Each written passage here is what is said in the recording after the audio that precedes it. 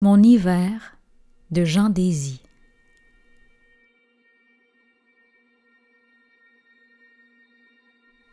L'hiver dans mon pays, c'est mon corps qui sourit. Quant à mon esprit, plus il gèle et plus il flotte en toute liberté, au gré des nordais, emporté par des vents marins qui soufflent jusqu'à la lune. C'est dire que mon âme, cette fusion entre mon corps et mon esprit, est aspirée par l'hivernité, par ses neiges folles et ses puissances glaciques, par la splendeur de ses repaques, par le jeu subtil de certaines marées de slush sur les lacs.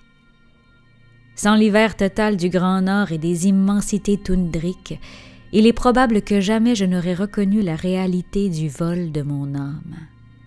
De fait, ma conviction est profonde.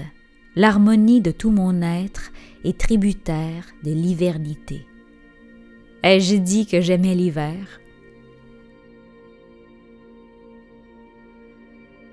Toute forme de temps neigeux donne leur vibrance aux arbres de chez moi, sur les montagnes comme au fond des vallées. Une poudrerie soudaine, en décembre, peut se muer en grâce, tant pour les animaux que pour les humains. C'est lorsque frappe le blizzard sur les rives de l'Ungava qu'on prend conscience de l'existence de ces joues capables de sourire. Certaines nuits de janvier, alors que le thermomètre descend sous la barre des -30, le plus solennel des silences s'impose. Temps de prière pour Gaïa. Mon lien à l'hiver dépend d'abord de mes accords intimes avec la nature. C'est dans une cabane de bois rond, dans une tente, ou même à l'occasion dans un igloo, que l'hiver a su prendre pour moi ses significations les plus fécondes. L'hivernité est au cœur de ma vie, même quand février montre des signes d'hivernitude et que cette période plus rude que les autres semble vouloir s'éterniser.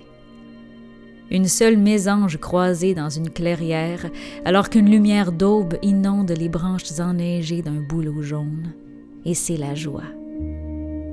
J'avoue que je me suis parfois baignée dans la mer, en juillet, sur la côte nord, dans certaines anses protégées, comme dans la fameuse baie Victor à mi-chemin entre Havre-Saint-Pierre et baie Joinbitz.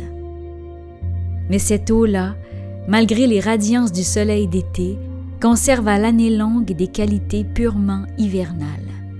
Il est loin d'être anodin de porter en son sein un iceberg qui a dérivé jusqu'en Mingani à partir du détroit de Belle-Île. Ce que je dirais de la côte nord Nitassinan, comme du Iyo-Istii, le pays cri, et du Nunavik Inuit, c'est que j'aime comme un fou m'y retrouver pour y respirer, frissonner, marcher et chanter.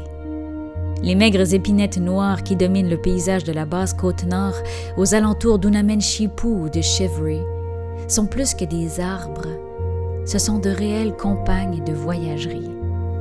Une randonnée en ski de fond au nord de Chibougamau à la fin de mars permet de palper le pouls de certains résineux centenaires qui se préparent à l'explosion heureuse de leurs bourgeons. Même les érablières de l'Estrie battent avec plaisir au rythme des tempêtes de neige.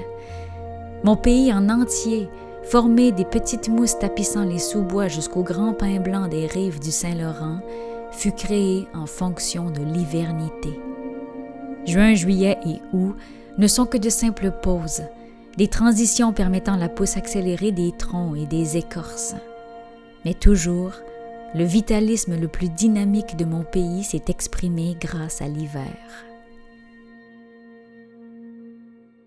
Hiver, essentiel à la qualité de ma présence au monde, qui fait que lorsque je suis en excursion non loin de ma cabane de la vallée Bras du Nord, j'aime m'identifier à un pipe-crack surgi d'un trou de boue et qui tout à coup cherche à créer un poème de vent.